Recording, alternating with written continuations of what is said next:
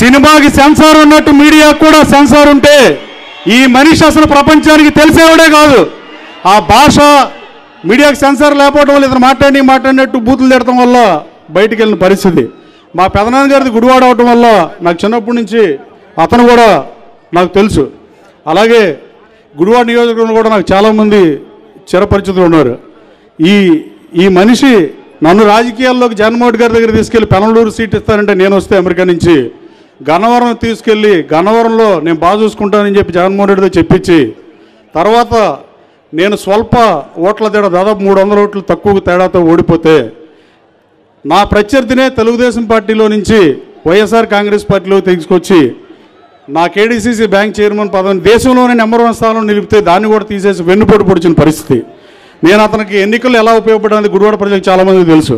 నేను అతనికి అన్నం పెడితే నాకు సున్నం పెట్టాడు సోదరులారా. కేసీఆర్ గారి కాలు ఇరిగితే జగన్మోహన్ రెడ్డి గారు వెళ్ళి పలకరించాడంట.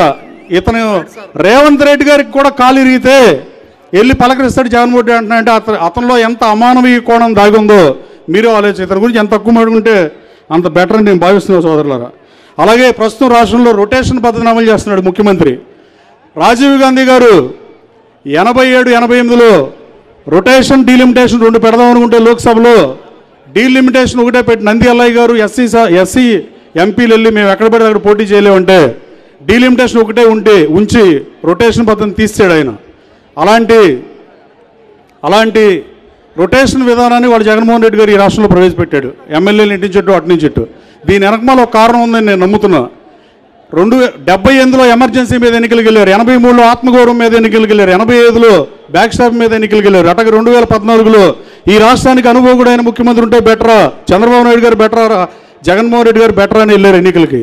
కానీ ఇప్పుడు ఎమ్మెల్యే అభ్యర్థులతో నాకు పని లేదని చెప్పి ఇక్కడ రొటేషన్ చేసి కేవలం నన్ను చూసే ఓటేయండి, ఈ రాష్ట్రానికి జగన్ కావాలా జగన్ వద్దా అనే స్థితికి తీసుకెళ్దామని ట్రై చేస్తున్నాడు. కానీ తెలుగుదేశం పార్టీ నాయకులు కార్యకర్తలు ప్రజలకు విరివిగా చెప్పండి, విస్తృతంగా ప్రజల్లో ప్రచారం చేయండి. ఈ రాష్ట్రానికి ఇప్పుడున్న పరిస్థితుల్లో చంద్రబాబు నాయుడు గారు ముఖ్యమంత్రి అయితే బెటరా, జగన్మోహన్ రెడ్డి గారు ముఖ్యమంత్రి అయితే బెటరా అనేది మీరు జనంలో తీసుకెళ్లాలని కోరుకుంటూ, అలాగే కొంతమంది పనికిమాలిన మందులు అడుగుతారు చంద్రబాబు నాయుడు గారు ఏం చేశారు ఈ రాష్ట్రానికి అని. చంద్రబాబు నాయుడు గారు ఈ రాష్ట్రానికి ఏం చేశాడో చెప్పడానికి ఒక రోజు కూడా సరిపోదు. ఆయన ఫైనాన్షియల్ డిస్ట్రిక్ట్ 15,000 ఎకరాల్లో కట్టిన, 300 ఎకరాల్లో హైటెక్ సిటీ కట్టిన, 5,400 ఎకరాల్లో శంషాబాద్ ఎయిర్పోర్ట్ ప్లాన్ చేసిన, అక్కడ దాకా ఎందుకు మంత్రుల విషయంలో కూడా చంద్రబాబు నాయుడు గారు ఆయన దగ్గర పనిచేసిన మంత్రుల్లో కొందరు ముఖ్యమంత్రులు అయ్యారు, కొంతమంది మంత్రులుగా వేరే పార్టీల్లో వాళ్ళు కూడా ఎక్స్పీరియన్స్ని తీసుకుని పరిపాలించే పరిస్థితి.